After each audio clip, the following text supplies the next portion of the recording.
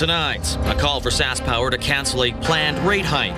Why a cancer patient feels unsupported by the province. And New Year's same sellers market in Saskatchewan. Live from our studios in Regina, this is CTV News. Good evening. The Saskatchewan NDP is making their own power play. They're calling on the provincial government to withdraw its plan to raise SaskPower rates over the next 2 years. Jacob Carr goes through the details of a report on the proposed change and how the hikes could impact Saskatchewan residents. NDP MLA Alina Young speaking to the media outside SaskPower headquarters in Regina about a provincial government plan that she says will drive up power bills by more than $135 million over the next year. I've said it before, I'll say it again, 3.9% rate hike this year, 3.9% rate hike next year. This is the crack in the dam. This is the beginning of a wild flood of mismanagement at SaskPower, thanks to the Sask Party. And the concern regarding the proposed rate hike extends to the province's farming community. Agricultural Producers Association of Saskatchewan District 5 Director Scott Hermes, who farms near Melfort, says the proposed hike would cost him an extra $300 per year on power alone. APAS also wants to know where the SaskPower funds are going. I've heard 75,000 kilometers of infrastructure rebuilds in the next 15 years. So obviously there's going to be some cost associated with that, but show us, be transparent. Where if it's going into new offices and shops, maybe we should know that. In a statement to CTV News, the Minister of Crown Investments Corporation said the provincial government has laid out a responsible and detailed plan that will provide huge benefits to Saskatchewan by prioritizing the affordability of our grid while providing energy security for Saskatchewan citizens. But Young says the government has not worked in a cohesive fashion with SaskPower. This is a government that has starved SaskPower for years of funding. They've forced them to become reliant on either rate hikes, a carbon tax, or federal government transfers. That is not proper management of a crown corporation. That's not sustainable. Adding, the people of Saskatchewan cannot afford another rate hike, while many are already struggling to afford their bills. Jacob Carr, CTV News, Regina. A Saskatoon woman dealing with a rare brain tumor is seeking an apology from Health Minister Jeremy Cockrell after being advised by the province to crowdfund for life-saving treatment. Hallie Mandrick has more. After learning that she would have to travel to Edmonton for the treatment of her brain tumor, Tammy O'Brien says she contacted the health minister's office only to be told by a staff member that she should seek the help of a charity. I've raised 2 kids by myself, at the university, and have worked all my adult life, so it was humiliating. And then at the end of the call, she said, or you could try crowdfunding. And I was shocked. I felt dismissed and degraded. O'Brien then traveled to Edmonton for gamma knife radiotherapy, which is not available in Saskatchewan. After a flight and staying in outpatient care, O'Brien's travel expenses totaled $854. Being on a fixed income due to her disability, O'Brien once again called the minister's office seeking reimbursement. I asked her if they could make an exception in my case. I said, I have a rare brain tumor. How often could this possibly happen? And she said, it's not just brain tumors. You'd be surprised how many people are traveling out of province. And I was stunned. In a statement to CTV, the province said, quote, the cost of the patient's treatment was covered. Saskatchewan Health provides coverage for publicly funded essential medical services, such as hospital and physician visits, even if these are received in another province. The Ministry of Health does not provide coverage or reimbursement for travel, accommodations, and meal expenses incurred while receiving medical treatment outside of the province or country. In the meantime, O'Brien says she will continue advocating for more provincial supports for those who cannot access necessary health care in Saskatchewan. I hear this daily, that people have to deal with this. And not only a one-shot deal, but some people have to go for weeks or months at a time and stay on their own dime. Hallie Mandrick, CTV News, Saskatoon. The Transportation Safety Board is out with its report into a fatal plane crash near the Alberta-Saskatchewan border. The crash involved a Cessna that left the Kindersley Regional Airport in September 2024 on a flight that was inspecting power lines in the area for a forestry consulting company.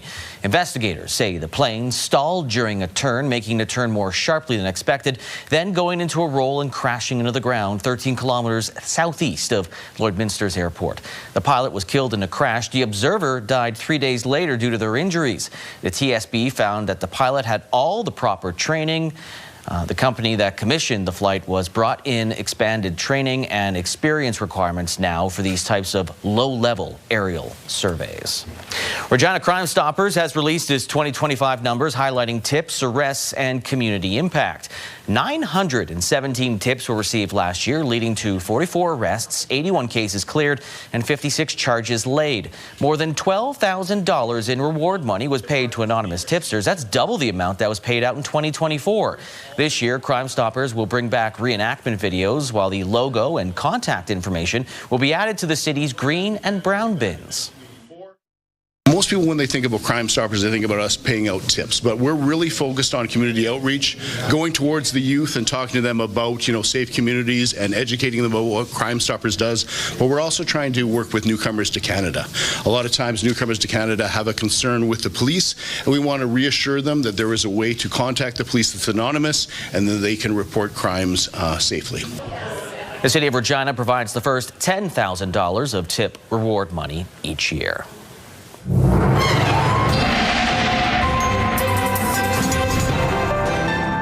All right, Sabine's in for our first look at weather as things are slightly warming up more and more as we head into the weekend.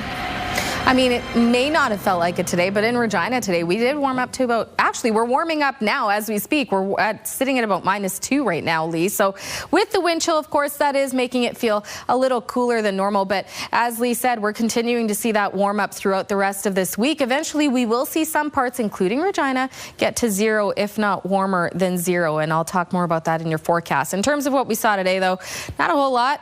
But sunshine returned, and I'm pretty sure that brightened many people's days. So we saw some sunshine. The clouds will return as we head into tonight. Blanket of cloud cover we can expect to return tomorrow night as well. But again, as I've been saying, the temperatures are the story for this week. Even looking at current temperatures right now, not too bad. Moose Jaw sitting at 0. Now, the average daytime high usually is about -11. And even with the wind chill, we're still seeing some of those temperatures warmer than what the wind chill value is. So -11 is the daytime high. Today, we actually warmed up to -2, like I said, but I'll have more of those details coming up in your full forecast. Thank you, Sabine. The temperatures might be under the freezing mark, but when it comes to Saskatchewan's real estate markets, things remain red hot. As Damian Smith tells us, it does remain a seller's market with not a lot of properties up for sale. Heading into 2026, the housing market in the province remains competitive, coming off of one of its strongest years ever, according to the latest report from the Saskatchewan Realtors Association. December really mirrored a lot of what we saw throughout 2025, which was strong sales, high demand, and continued tight inventory. Realtor Craig Adams says that sales are a bit quieter right now, but thinks that this will be another tough year for buyers. We had a lot of competition in the last year or two where we're seeing multiple offers and to that where a lot of houses were going at asking price or over. Inventory is still considered to be very low across the province. Major cities such as Saskatoon and Regina both are considered to be very low. Regina at 349 units currently available, and Saskatoon at 439. You start to break that down into single family homes, and there would be, less than 250 available homes. That is really, really low. The residential benchmark for a home in the province is standing at $359,000 in the month of December. We are seeing a little bit of increase in price due to the low supply, but it's still more affordable than anywhere else in the nation. Some smaller cities continue to see an increase in prices, with Melville reporting the strongest monthly benchmark price growth at nearly 16%. When you look at those cities like Melville, Humboldt, or even outside of Saskatoon where the BHP potash mine is going to be located, you're seeing people move there because of the opportunity, less so because of the price. According to Adam, December was the 29th straight month of increased sales. He advises buyers to educate themselves. Prices have certainly gone up in the last year or two or three, and we anticipate that those prices are going to continue to rise.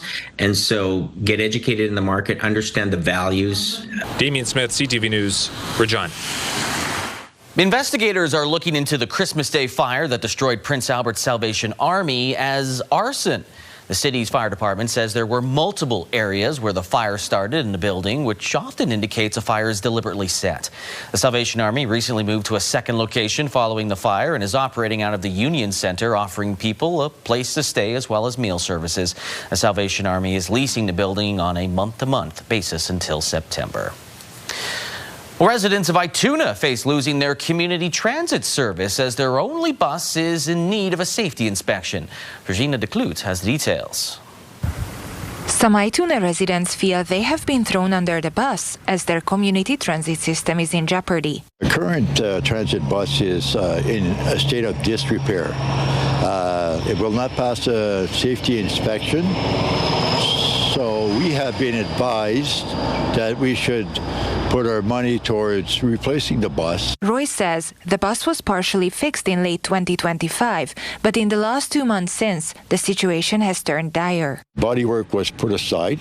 It wasn't done. It was only on the left side. Now it has moved to both sides.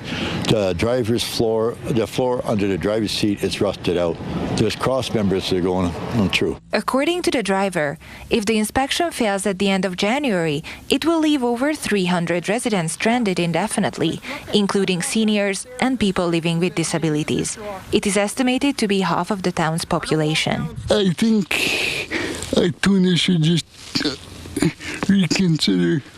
I think because it's important for us and the community. In a news release issued on Tuesday, the town of Ituna said council had not anticipated needing to replace the bus this soon. A quote attributed to the mayor says council has a responsibility to carefully evaluate both the condition of the bus and the long-term sustainability of providing this service, and they are looking at all available options, including temporary measures. Residents remain concerned as the end of the month approaches. The town has got the money to get another bus. I know they do. So let's get on it. I need a bus. I need transportation. The town says while some funds are available, purchasing a new bus would require accessing grant funding, which takes time. Residents are encouraged to contact the councillor with any thoughts or concerns they may have. Regina CTV News, Ituna.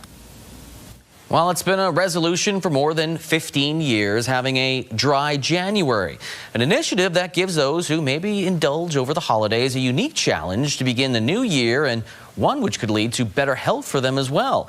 Mick Favel has more. The Canadian Cancer Society is in the midst of their Alcohol-Free January campaign, a 31-day challenge of no alcohol to begin the new year. They have been tracking the trend of less alcohol consumption, particularly with younger people. We find that younger generations tend to be consuming alcohol in smaller quantities than previous generations and indulging in less binge drinking. And if these are habits that they carry forward with them into their adult years, these will certainly provide them with positive health outcomes. Those in the alcohol service industry have taken notice to the direction drinking practices are headed and have embraced the changes. District Brewing Company is a Regina-based beer manufacturer who have their own series of non-alcoholic beverages for those looking to try something new. It's really expanded. We've seen the market expand to being one of our highest and top selling products, even just as the non-alcoholic space grows outside of January, as people are choosing different alternatives, switching, kind of mixing them in every once in a while. A dry January may seem like an attack on the alcohol industry, but beer crafters say that is not the case. So we know the benefits of staying healthy, mixing in a non-alcoholic every once in a while and just kind of limiting it to certain access points, but we still love beer, so that's why we're making the best quality quality, top flavorful, non-alcoholic options, because we don't want to miss out on that even when we are going damp. A major part of the Canadian Cancer Society's campaign is helping the public understand the health risks associated with alcohol consumption, including the links to cancer. In Canada, there's more than 7,000 cancer diagnoses every single year that are directly attributed to alcohol, and if that doesn't even get into the other negative health outcomes that we often see. Mick Favel, CTV News, Regina. One of the candidates for the leadership of the federal NDP is making her way through Saskatchewan this week, looking to win back support for the party. Edmonton Strathcona MP Heather McPherson made a stop in Saskatoon as part of meetings with people who previously voted for the party but feel they're no longer represented. McPherson says the support of the party in the last federal election fell across the country. She says he wants to leverage provincial support here to try to win back the prairies. And so we need to be working with our provincial colleagues. We need to be working with the provincial parties and building off their success. Because, you know, across the country, provincially, New Democrats are doing very, very well, and we need to work with them. The federal NDP will select its next leader in March at a convention in Winnipeg. There are currently 5 candidates vying to become leader. After the break, the Prime Minister will travel to China to improve trade relations. And a woman is shot and killed by immigration officers in Minnesota.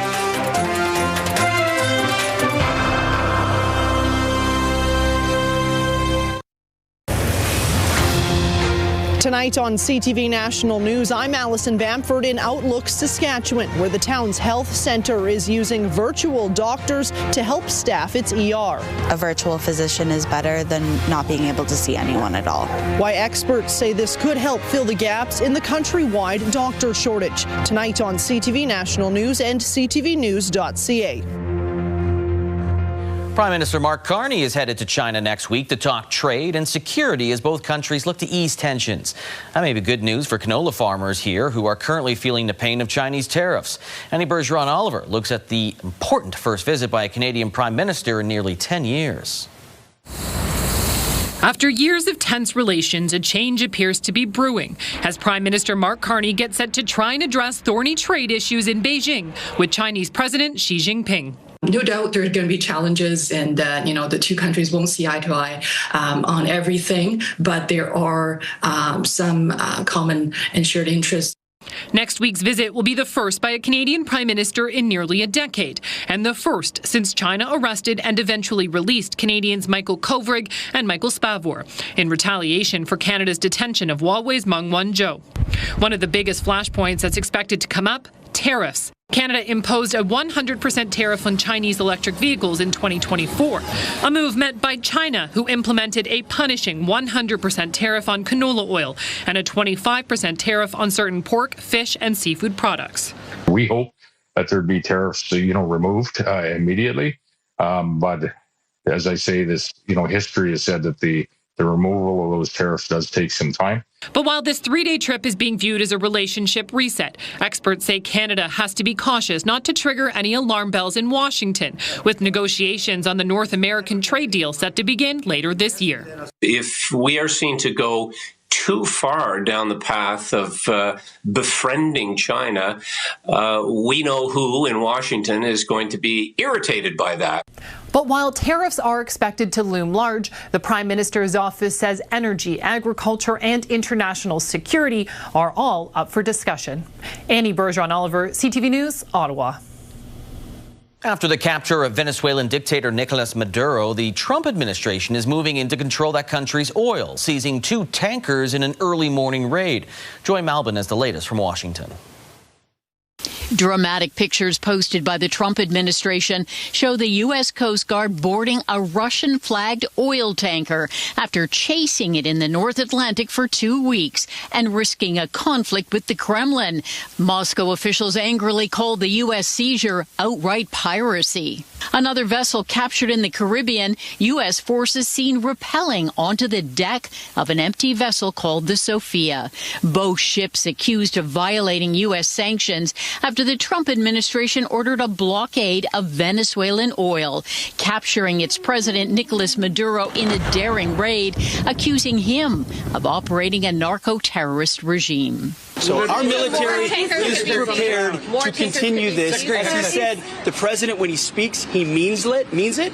He's not messing around. It comes as President Donald Trump says he's in charge of Venezuela and will control its oil, posting the country will turn over 30 to 50 million barrels of oil to the U.S. The administration claims it has tremendous leverage to force the socialist government to become an ally. We're going to sell it in the marketplace at market rates, not at the discounts Venezuela was getting.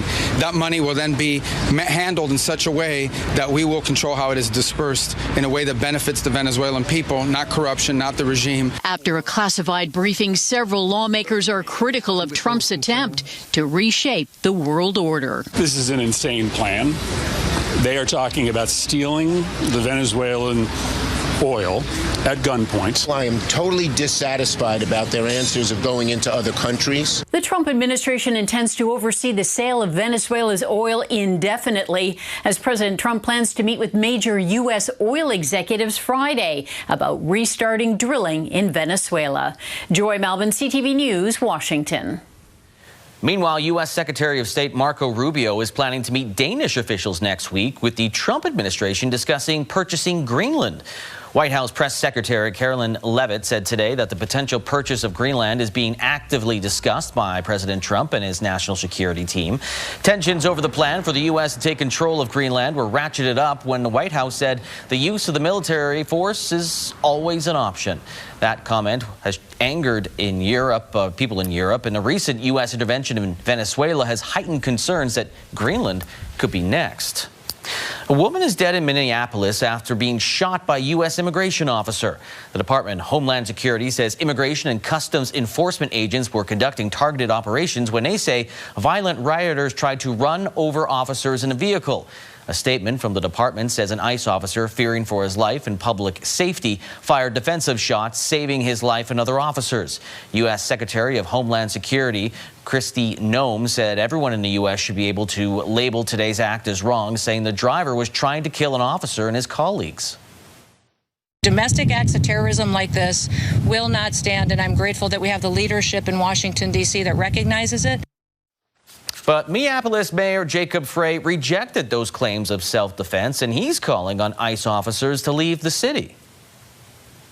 I have a message. And in 2010, I decided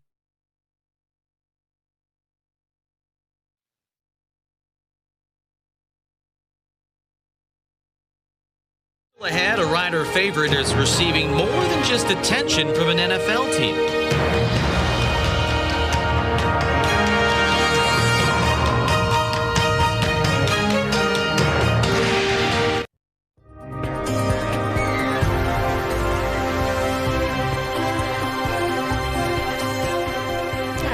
It's looking a little misty out there as we take a look outside through our Skycam. Could be some light fog, just as we have been seeing the air temperature warm up. We're actually sitting at minus 1.9 right now. Wind chill is at -7 with the winds just at 15 kilometers an hour. Of course, we still have the colder ground temperature, so slight chance we are seeing a little bit of that fog developing. As we head into tonight, though, we will see those temperatures drop back down into the mid-minus teens before we see another warm up return tomorrow. As you can see, in terms of what we've got going on active weather-wise over the last couple of hours on the radar satellite, did see some pockets of snowfall coming through parts of southern Saskatchewan, but for the most part, it has just been cloud cover that we've been seeing rolling through the province, and that is expected to continue now as we head into tomorrow. Similar to today, we did see many parts of the province seeing more sunshine. Same story as we head into tomorrow, but we will still see some of that cloud cover rolling in, as you can see tonight, mostly in the Parkland, and then into the overnight and starting first thing tomorrow morning. A little bit more cloud cover for many parts of the province, but as we head into the rest of the day, you can see mostly southern Saskatchewan clearing up, seeing more of that sunshine throughout the day, and then we'll see another blanketed cloud cover rolling through tomorrow night before we see more sunshine return as we head into Friday and approach the weekend. Now, there is a slight chance, you can see right here heading into Friday, a little chance of some light snowfall. Pockets of scattered flurries. Did see it come through in the morning in the Regina area. Also in the southwest could see some of that, and then you can see late afternoon Friday, parts of the Parkland, including Yorkton, could see some light snowfall coming through as well.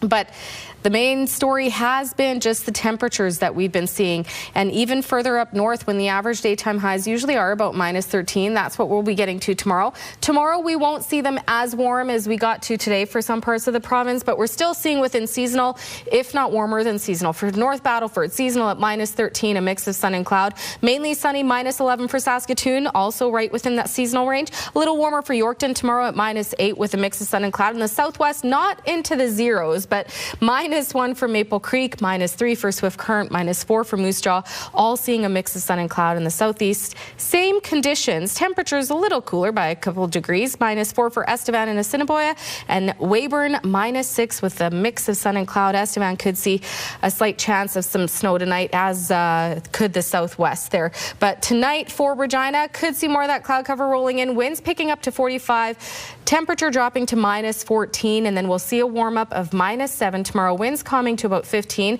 and again mainly sunny for tomorrow. And that maybe isn't the seasonal or above zero we'd like to see, but it is on the way as you take a look at your next 7 days. So again, tomorrow mainly sunny, -7, -10 on Friday, mainly sunny. Winds picking up to 45 on Friday as well.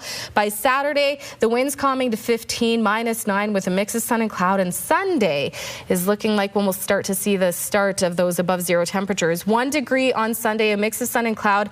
The low even quite warm at -3. Monday, 2 degrees, a mix of sun and cloud, and even the low then -2. And then as we head into Tuesday, we'll see more of this cloud cover rolling in.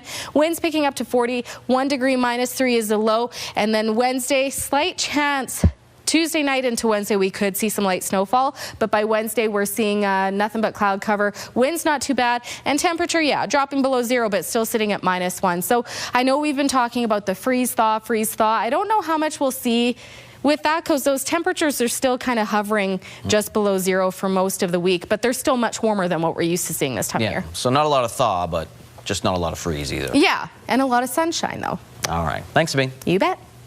Well, a backyard hockey rink on a Quebec lake is getting major attention thanks to a homemade Zamboni built from scratch. Dave Charbonneau shows us the crafty creation. And in 2010, I decided to start doing a skating rink on the lake. For Chris Flynn, building a rink on Long Lake in Mayo, Quebec, northeast of Gatineau, has been a labor of love for more than a decade. But keeping the ice smooth wasn't always easy, until now. The last year, year or two, Stefan has helped me to take it to another level. That next level came from his neighbor, Stéphane Deshaies, and a machine he built by hand. What we like about it, it's the same shape as a real Zamboni. The project started with old equipment and a lot of problem solving. I had an old lawnmower machine, and I started from there. The homemade Zamboni uses hot water, just like the real thing, making a big difference. The result? Smooth, glistening ice. We're able to use hot water, which cures and repairs the ice better than cold water. The machine even rolls out between periods, turning a pickup game into something straight out of an arena. So it's everyone's true dream. In between periods, this miniature Zamboni came and did the rink. The video of that moment has now gone viral, but for Deshaies, the payoff is much simpler. It's a lot of work to maintain the rink on the lake, but every time we got people using it, it's a reward for us. A homemade Zamboni, a backyard rink, and a neighborhood project that shows just how far Canadians will go for the love of the game. Dave Charbonneau, CTV News. Some of the best curlers in the province are in Melville. Thursday on Your Morning, we are teeing up Playdown Weekend of the men's and women's curling championships.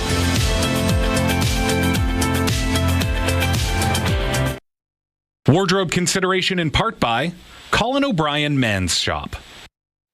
It appears the Saskatchewan Roughriders are set to lose one of their Impact American receivers. To make it -2 to -1. Harris gets this one away quickly to Myers, finds a little bit of space right up the middle. Now the race is on. Look at this burst. Myers will take it to the 20, all the way down to the end zone. Touchdown, Riders!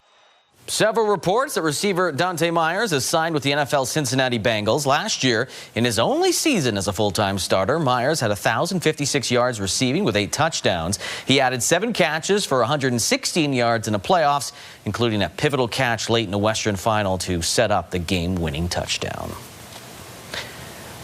At the Prairie Pinnacle in Melville, Jolene Campbell's rink has won 3 straight after losing the opening draw. And this afternoon, it would be a tough test versus Penny Barker's undefeated team. Close. Oh, look at this roll right to the button. Campbell does come out on fire. That hit and roll would lead to 3 in the first and then jump to the 5th. Now 4-3 for Campbell. She scores another 3 with a draw to the 4-foot. Campbell would go on to the 12-7 win, handing Barker her first loss of the event. Other winners this afternoon, Sarah Miller, Nancy Martin, and Jessica N. So Ashley Thivano, who had the afternoon off, on top at 4-0, followed by Jolene Campbell at 4-1, Penny Barker at 3-1, and Sarah Miller at 3-2. Next draw goes tomorrow morning at 8 for the women. As for the men, well, it was a battle of former champions this morning. Ryland Kleider's Saskatoon rink versus Team Kelly Knapp. They were both undefeated heading in. Might need the backing here. Yep. Well, that's just to eliminate the back, but if he hits the hole, it could be 2. Okay. It's going to slide too far, so it will be 1 yellow, a steal. Kleider's draw 9 a little heavy. That would tie things up at 4. So in 10, Kleider again facing a draw to the 4-foot for the win. Almost heavy again, but it does stop just in time. Kleider wins a nail-biter 5-4 over Kelly Knapp and is the only undefeated team in the field. Steve Laycock, Bradley Moser, and Dustin Kaltoff also won this morning. So Kleider on top at 4-0, followed by Knapp and Moser at 3-1.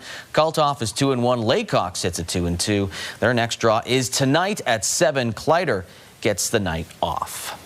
With the WHL trade deadline tomorrow, the Prince Albert Raiders have made a massive move, acquiring forward Braden Coots from the Seattle Thunderbirds, along with 2nd, 4th, and 6th round picks in exchange for 4 players, a pair of 1st round picks, a 2nd and a 3rd rounder. Now, Coots is a 1st round pick of the Canucks and was a member of Canada's bronze medal winning World Junior team. So you're going to have to wonder how Coots will fit in with that roster, considering 2 players there were on the Czechia team that beat Canada in the World Junior semifinals. John Flatters has more on their experience in Minnesota representing their home country. Returning to the Saskatoon airport on Tuesday with silver medals, Matthias Mann and Mikhail Orszalak feel they've represented their nation well. After the loss, the final, it was sad, but now, yeah, I'm happy that we finished 2nd and I have silver medal. Yeah, so happy for that. It's amazing feel because I love my country and for me it's amazing success. The Czech team had an impressive tournament, Orszalak winning 3 games while Mann had 2 assists and was +1. It all started with a thrilling tournament opener against Canada where Czechia came up 2 goals short in a 7-5 loss. First game I'm a little bit scary because many guys from NHL and it's ending the game 7-5. So. But like the last 2 years, the Czechs would get another chance at Canada in the semifinal, taking down the junior hockey powerhouses 6-4. It was probably the best game that I ever played. It was fast, and I played a lot of guys that they were good. A lot of them just playing in the NHL. The second game is better because I trust myself because I know I'm a good goalie and we win the game. Now they're putting away their silver medals and national team gear while they prepare for the second half of the season with Prince Albert. We have a great team. Now we have some trades. So I think we have a really good team and we can win the WHL. We want to win the WHL. So I think that's our goal for the second half of the season. The Raiders are on home ice this weekend, Friday against Swift Current and Saturday against Edmonton. John Flatters, CTV News, Saskatoon. Well, after losing 16 straight games, the Swift Current Broncos finally snapped that slide this past weekend, beating Lethbridge. Now they look to make it 2 in a row for the first time since October 18th as they host the Edmonton Oil Kings tonight. Right side to the circle now. Cossack walks in, a shot deflected into the crease. They score. Now, the Oil Kings are one of the top teams in the conference. They beat the Broncos 8-4 in their only meeting earlier this season. Broncos are currently 7 points out of a playoff spot with just 9 wins in 37 games. Puck drop at the Innovation Plex is 7 o'clock. And Winnipeg Jets defenseman Hayden Fleury from Carlisle, Saskatchewan is out of hospital recovering after being carried off the ice on a stretcher last night. Fleury was hit by Vegas Golden Knights forward Keegan Kolesar and went awkwardly into the boards. Today, the Jets revealed he has a broken nose, a bruised back, and is being monitored for concussion-like symptoms. Still ahead, a steady increase of people using Saskatoon's newest warming center.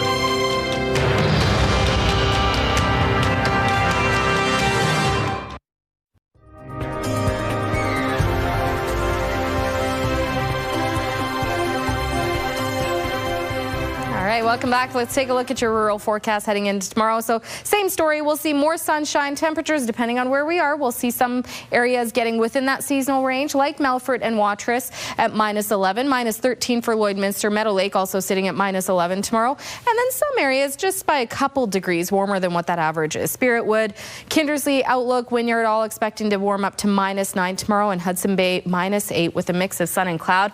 Closer to the southern border, temperatures a little warmer, -2 for Coronach and -1 for Maple Creek, and then we'll see those temperatures start to get closer to that average range. -7 for Leader, Lumsden, Pilot Butte, Carlisle, and East End Cypress.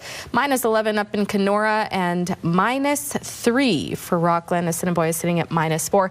If we take a closer look at Vanscoy, where internet speeds up to 1 gig are available through SaskTel, located about 30 kilometers southwest of Saskatoon. Tomorrow, -10 is the expected daytime high, mainly sunny conditions. Wind chill sitting at about -13 for the daytime.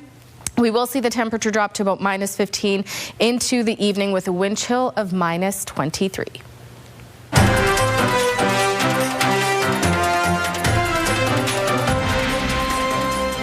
Well, the first stretch of winter behind us, Saskatoon's newest warming center already reporting record use. As Carla Shinkaruk reports, it's reflecting a growing homeless population in that city. The city's newest warming center, which is for women only, is already reporting more visits than originally planned. It's here on Avenue C, and it's run by the Saskatoon Tribal Council. We're building that trust. So you see when we started from our emergency wellness center, the trust, right? That's moving forward.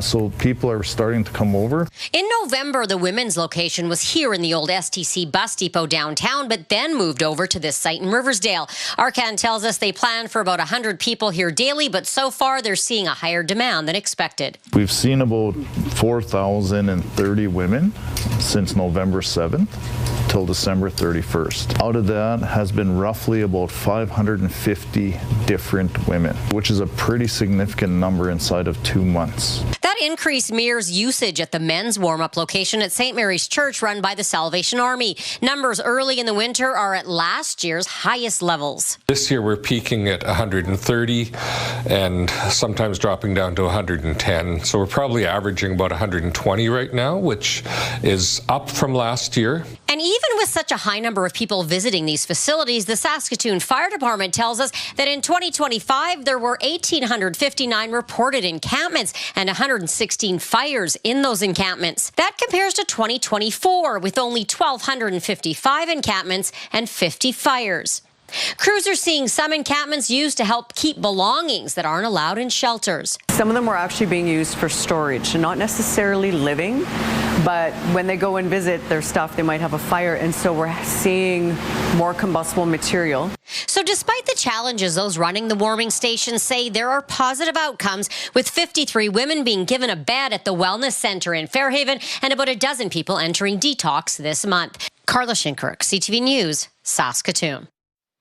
PV Mart is announcing its Saskatchewan comeback will be started with 2 stores opening by March. Hiring currently underway for the PV Marts in Yorkton and Assiniboia. Both are expected to open sometime in March, as mentioned. Outside of the initial 7 returning stores, no timelines or decisions have been made about other future locations. And Cameco seeing a surge on the stock market amid a global nuclear energy revival.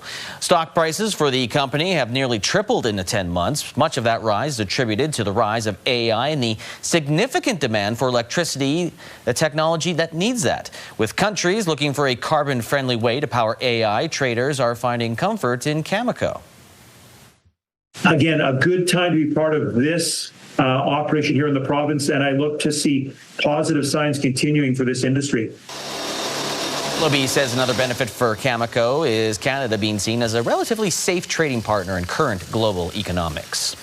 All right, farm markets. The canola street price down 20 cents to $557, 32 cents per ton, while the futures price is up $6.80 to $620 per ton. Amber Durham wheat, $274, 92 cents per ton. Red spring wheat's up 53 cents to $250, 24 cents per ton. Feed barley stayed the same, $213, 59 cents per ton, while flax is $626, 4 cents per ton. Those prices courtesy of Bunge. Markets, TSX dropped 271 points, while the Dow Jones dropped by 466 points. The Canadian dollar, it dropped a little more than 0.2 cents to 72.16 cents U.S. Commodities, gold down $38.36. West Texas Intermediate crude down 81 cents. And Western Canadian Select crude was up $1.39.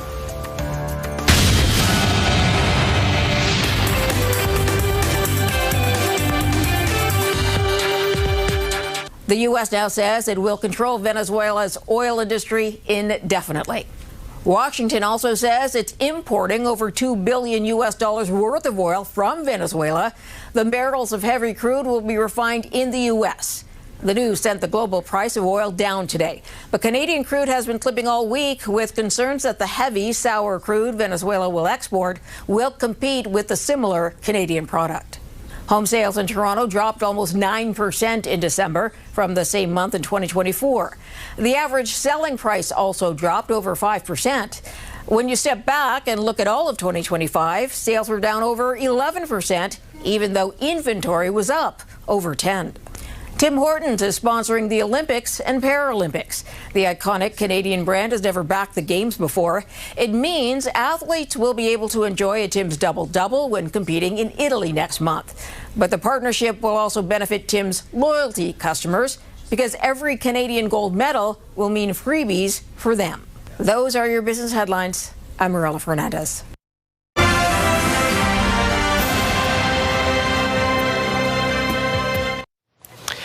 Coming up, we don't have a logo to show you. A logo? Yeah, the fonts that'll show them what's coming up tonight after our newscast. But watch, there's some good shows.